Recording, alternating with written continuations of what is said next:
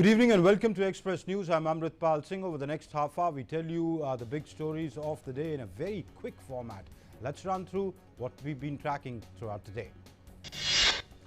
The Environment Ministers of Delhi, Haryana, Punjab, Rajasthan and Uttar Pradesh held a virtual meet today to discuss and tackle the problem of stubble burning, which causes severe air pollution every year.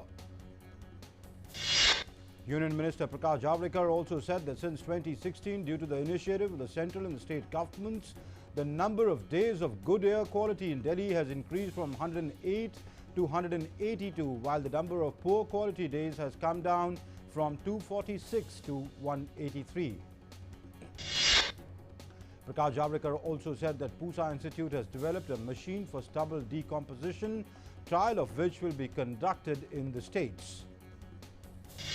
Notification for the first phase of Bihar Assembly elections was issued today. With this, the election process of nomination of candidates has started. Last date of nomination is 8th of this month, and the scrutiny of nomination papers would take place on the 9th of October.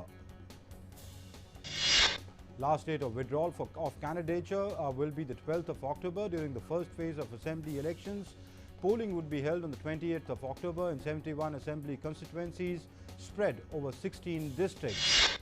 During the first phase of Assembly elections, polling would be held on the 28th of October in 71 Assembly constituencies spread over 16 districts. Election Commission team was in Gaya today to assess the poll preparedness in 12 districts which are going under polls in the first phase. While addressing a press conference, Election Commission directed officials to make voters fully aware of social distancing and other COVID-related protocols. Election Commission also said that anyone doing mischief on social media will not be spared.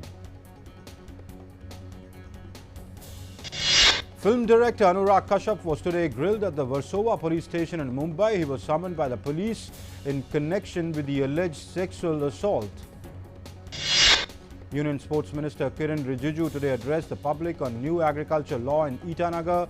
He said this is the biggest step towards Prime Minister's commitment to double the income of farmers by 2022 and is the biggest agricultural reform since independence.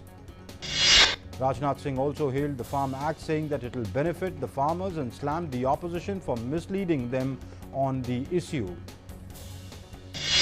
While addressing a press conference in Jaipur in Rajasthan, Commerce and Industry Minister Piyush Goyal said that farmers will be freed from the grip of middlemen and will be able to sell their produce to buyers from across the country at a price they deem to be fair. Piyush Goyal also accused the opposition of misleading the farmers and further said the opposition could not succeed in their design. Kiran Rijiju also said that the new agriculture law provides freedom to farmers. Prime Minister implemented the Swaminathan Commission report so that farmers could get a better price for their crops. Union Education Minister Ramesh Pokhriyal Nishank today connected with students across the country through Twitter and answered their questions related to national education policy. Prime Minister Narendra Modi to inaugurate the Atal Tunnel in Rohtang on the 3rd of October 2020. Atal Tunnel is the longest highway tunnel in the world. The 9.02 kilometer long tunnel connects Manali to Lahaul Spiti Valley through the year. Earlier, the valley was cut off for about 6 months each year owing to heavy snowfall. The Ministry of Housing and Urban Development is celebrating the 6th anniversary of Swachh Bharat Mission Urban by organizing a webinar titled Swachhta ke 6 Saal Bemisal on the 2nd of October, that's tomorrow. Dr. Harshvardhan, Union Minister for Health and Family Welfare, restated the commitment of the government to healthy aging today on the occasion of the International Day for Older Persons. Every year, 1st October is celebrated as the International Day of Older Persons as declared by the United Nations.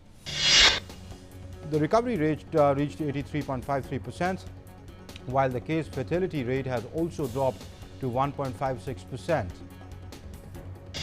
India has sustained its trend on maintaining the active cases below the 10 lakh mark.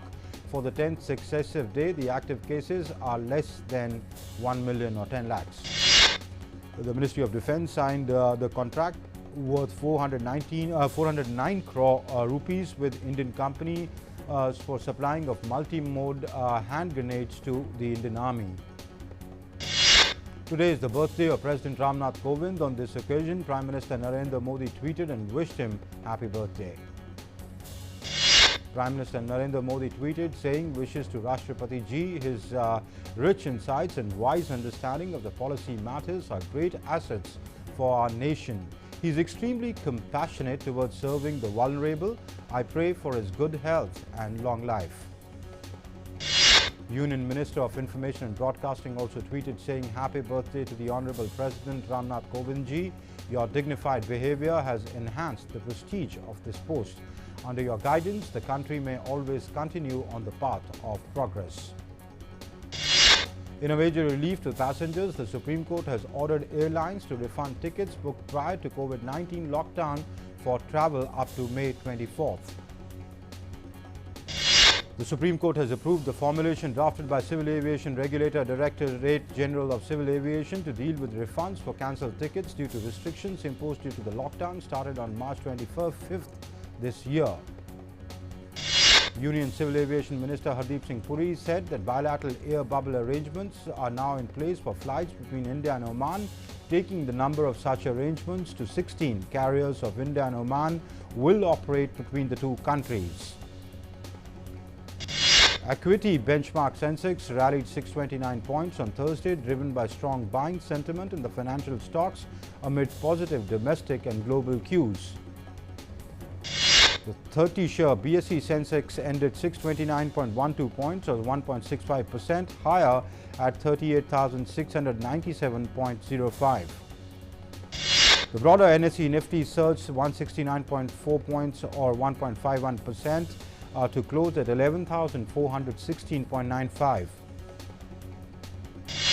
Gold futures on Thursday fell by 0.1% to 50,286 rupees per 10 gram as participants offloaded their holdings on low spot demand. Silver prices on Thursday rose by 334 rupees to 60,253 rupees per kilogram in futures trade as participants widened their bets on the firm spot demand.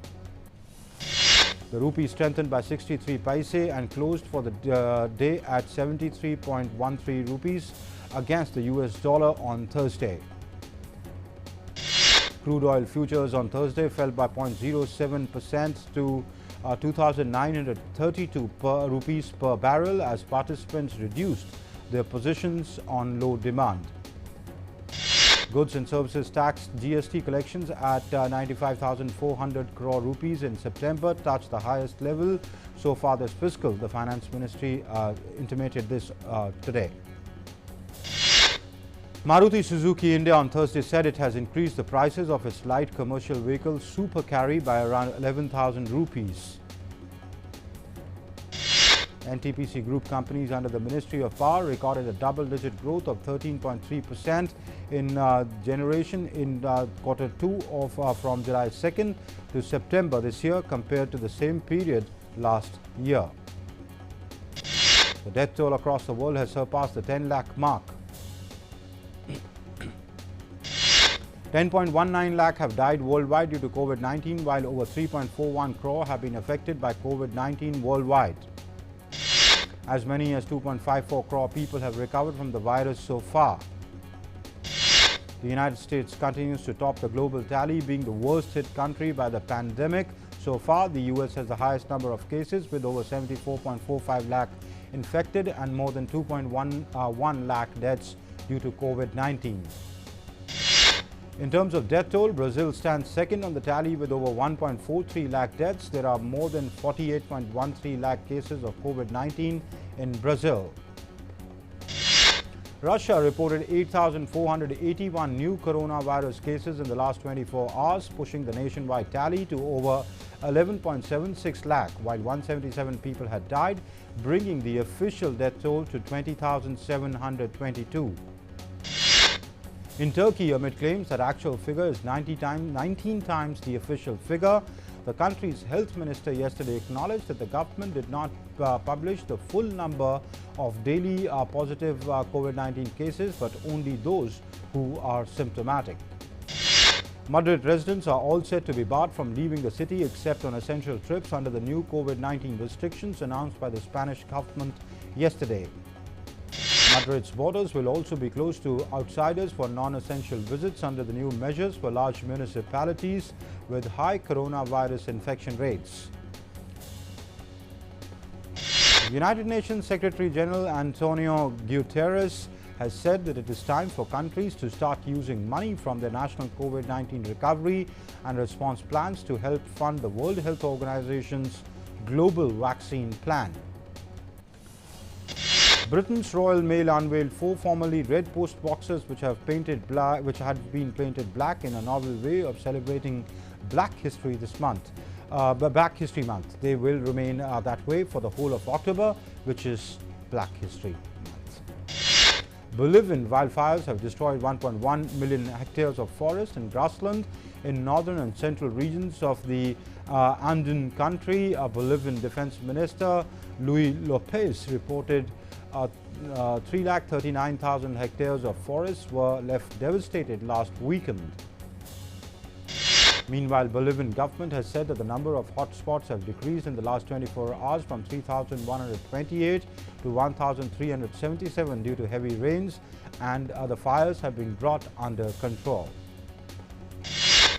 Greenpeace has placed a pair of ice sculptures depicting leaders, U.S. President Donald Trump, Brazil President Jair Bolsonaro, across the East River from the United Nations headquarters on Wednesday to coincide with the Summit on Biodiversity.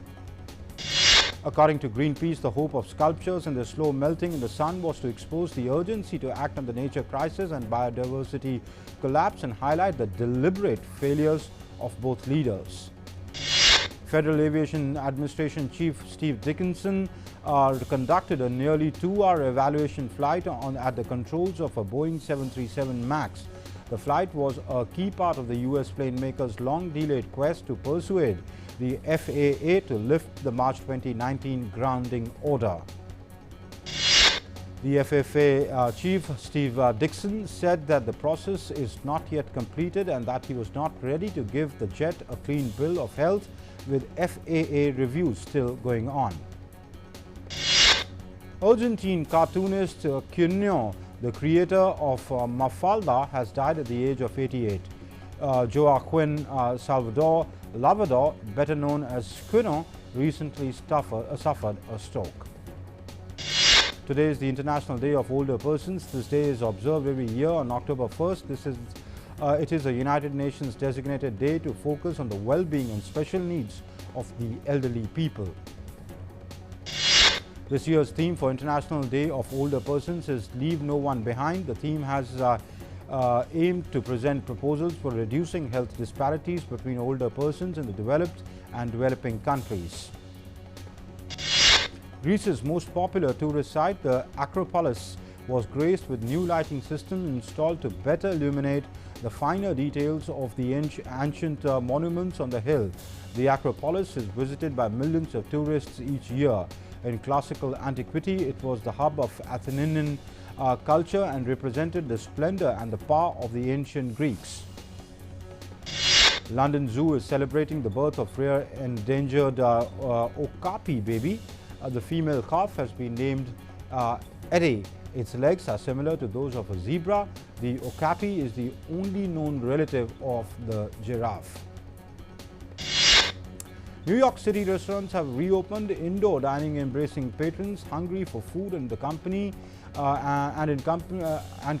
the pandemic with tight safety measures in candlelit rooms and behind kitchen doors. The restaurants have reopened with 25% of their capacity. Michelle Obama's cocktail dress and Barack Obama's basketball jersey are on display for auction. Michelle's dress is the first she wore and it became a style icon.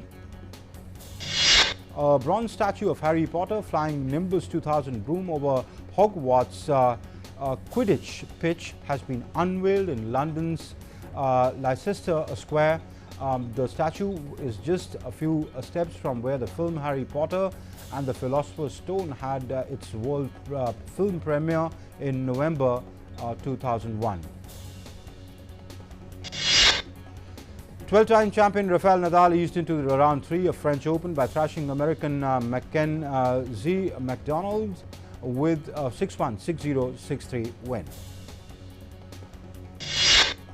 6th seed Alexander Zverev won a 4-hour, 5-set thriller against France's Pierre-Hugues Herbert to move into the 3rd round of the French Open.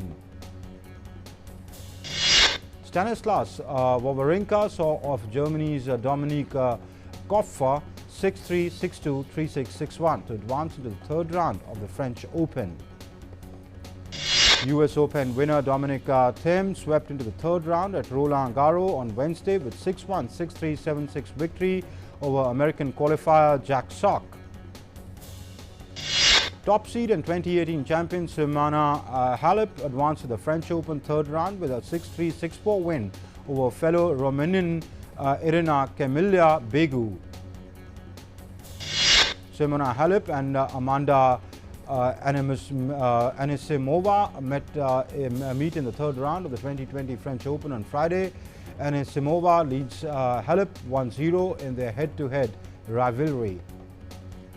10th seed Victoria Azarenka suffered a shock straight set defeat by world number 161 Anna Carolina in the French Open's 2nd round. Manchester United breezed into the last 8 of the Carabao Cup after seeing off Brighton. Manchester United scored goals on either side of the half-time to beat Brighton and Hove Albion 3-0 in the EFL Cup.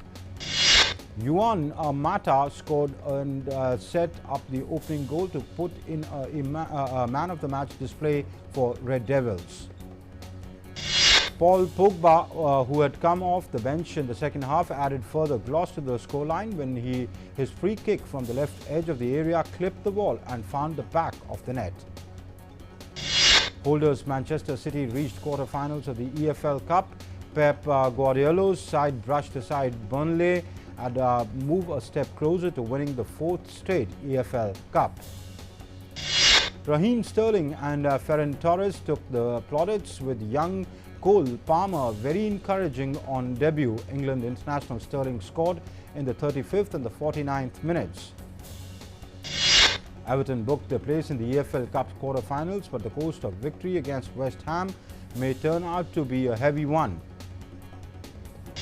Everton thrashed West Ham 4-1 at the Goodison Park, but Toffee's EFL Cup progress is marred by injuries to Richarlison and Allen. Dominic Calvert-Lewin scores a hat-trick to take his tally for season to 8 from just 5 matches.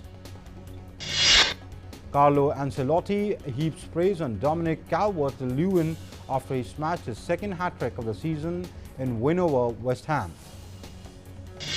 In La Liga, Real Madrid beat Real Valladolid 1-0 to continue their unbeaten start to the season. Vinicius Jr. comes off the bench to score winner for reigning La Liga champions and send a message to the manager Zinedine Zidane.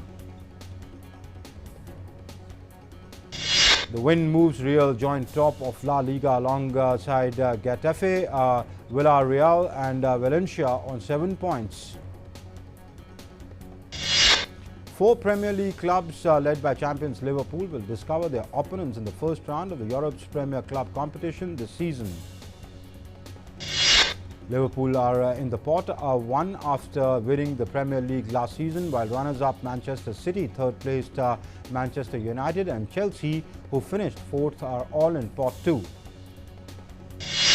Teams will be slipped into 4 pots, with pot 1 containing the holders, the Europa League winners and the champions of the 6 highest-ranked nations.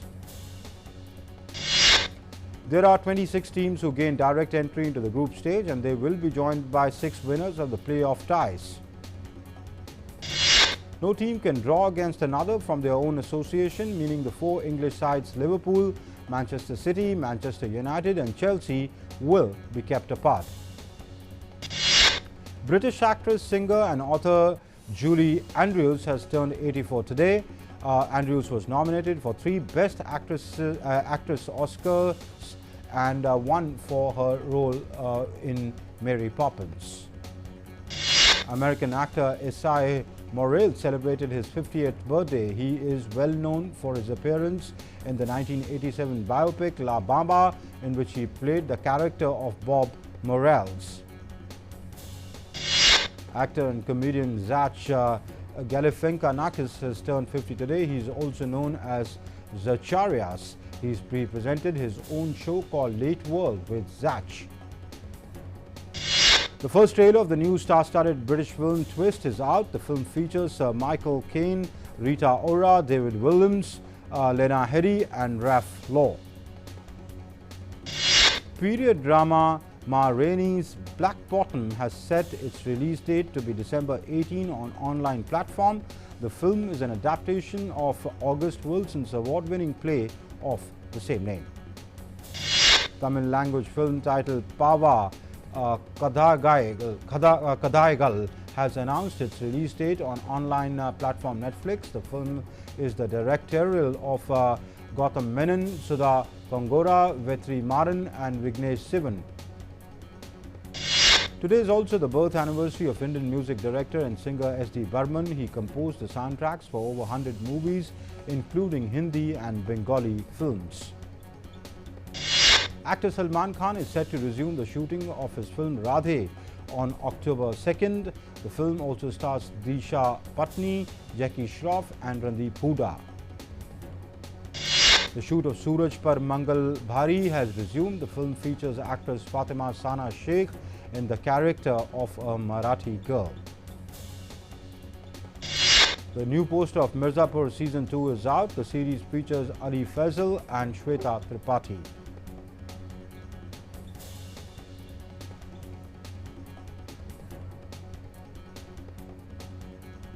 And that's it then in Express News for now. Thanks for watching. Namaskar.